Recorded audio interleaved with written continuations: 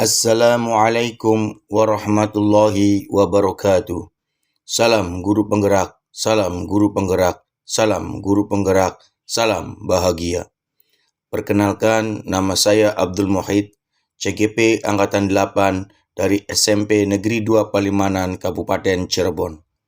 Pada pertemuan ini, saya akan merefleksikan modul 2.2, koneksi antar materi, modul 2.2, pembelajaran sosial emosional. Sebelum mempelajari dan memahami modul ini, saya berpikir bahwa murid akan terbentuk dengan sendirinya seiring bertambahnya usia murid, sehingga dalam pembelajaran di kelas saya lebih fokus pada penyampaian materi. Namun, setelah mempelajari modul ini, ternyata pembelajaran sosial emosional perlu sekali dilakukan agar kita bisa memahami terkait bagaimana kesiapan murid, ketertarikan murid, dan minat murid dalam proses pembelajaran. Pembelajaran sosial emosional adalah pembelajaran yang dilakukan secara kolaboratif oleh seluruh komunitas sekolah. Proses kolaborasi ini memungkinkan murid, pendidik, dan tenaga kependidikan di sekolah memperoleh dan menerapkan pengetahuan, keterampilan, dan sikap positif mengenai aspek sosial dan emosional.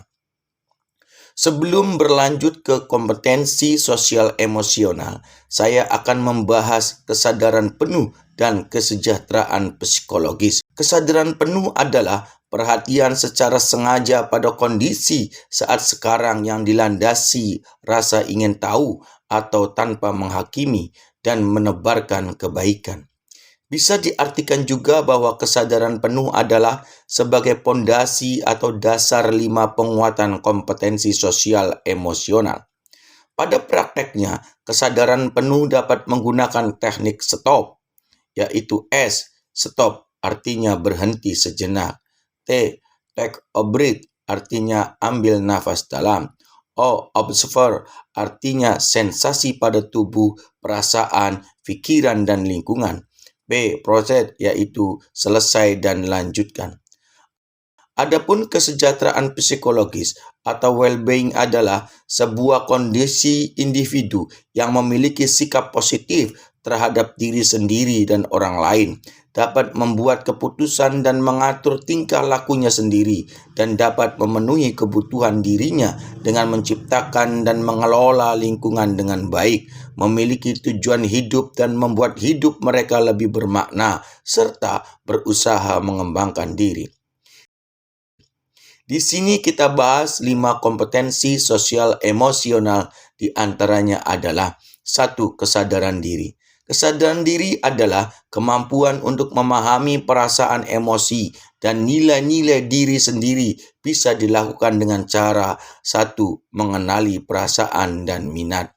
2. Pengendalian emosi. Yang kedua adalah pengelolaan diri atau manajemen diri. Pengelolaan diri atau manajemen diri adalah kemampuan untuk mengelola emosi, pikiran, dan perilaku. Misal, kita harus fokus, kemudian mengenali berbagai emosi sebagai wujud kesadaran diri dan pengelolaan diri. Yang ketiga adalah kesadaran sosial. Kesadaran sosial adalah kemampuan untuk mengetahui sudut pandang dan berempati pada orang lain. Misal, kita harus bekerja sama, menghormati pendapat orang lain, mampu menggunakan informasi.